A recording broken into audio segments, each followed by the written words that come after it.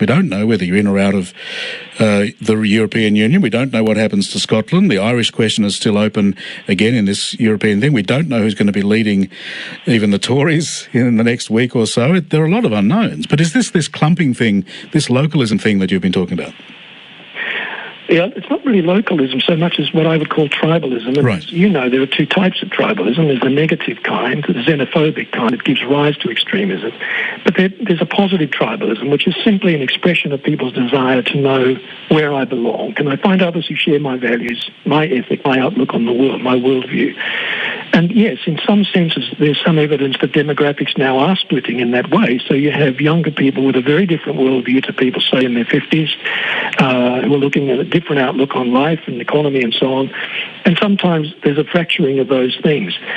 Into that feeds the whole wave of what we call populism, which we saw in the United States last year with both Trump and Bernie Sanders coming from different points of view, both offering people pretty much what people wanted to hear. People within their constituency wanted to hear.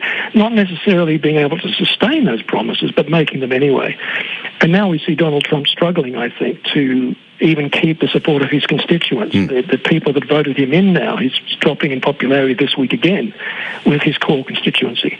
So populism has been on the rise. I think Jeremy Corbyn here, the Labor leader, has enjoyed some of that sort of wave of support, but it has a very short shelf life because authenticity is everything in politics. And if you can't deliver on those promises within a reasonable period of time, you find your support cut away. So I don't think we're going to see a Scottish referendum again anytime soon. This election has basically put paid to that because the Scottish Nationalist Party lost so many seats.